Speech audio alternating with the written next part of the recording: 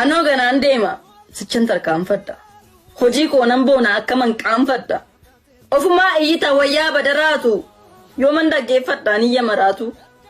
Ofumaa iyyita wayyaa badafafa eessatti wal beeku warqeef dhoqqeen lafa.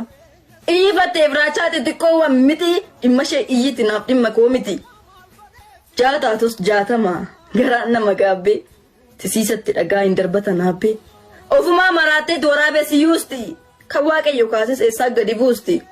Na fuuldura deemee cufaa kiyya saaqa kan na faana jirus nama miti waaqa. Dabaleen naaf dhufe kunoo barri weedduu utuu salphina koo afaan bantee eegduu. Milkoomina dachaa ija keen argita kiyoonaaf keessatti ofii kee darbita. Harruu kootti darbee waaqayyootu guuta boolla sanaaf qottutta ofii keessa buuta. Oduutti si hambiseen keessaan baatu miicee faana koo saffise akka faana biichee. Utuut mandararraa oduu kee lallabdu anqaatan qaari'ee ቸው nan qaqqabdu.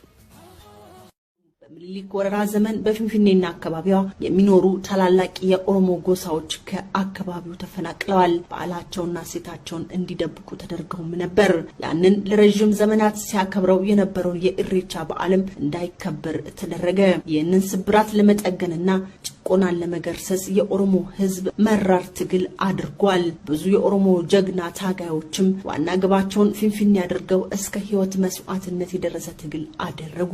ጥረቱም ተሳክቶ ኢሬቻ ከ150 ዓመት በኋላ በቄሮና ቀሬዎች እልህ አስጨራሽ ትግል በፊንፊኔ ዳግም መከበር ከጀመረ እነሆ 5 ዓመታት ተቆጥረዋል። እልህ፣ ቁጭት፣ ደስታ፣ የአሸናፊነት ስሜት ተላብሰው በዓሉ እየተከበረ ነው። በሚሊዮን የሚቆጠሩ ኦሮሞዎችና ብሔረሰቦች በአራቱም አቅጣጫ ወደ መዲናይቱ እየጎረፉ በዓሉን ያከብራሉ።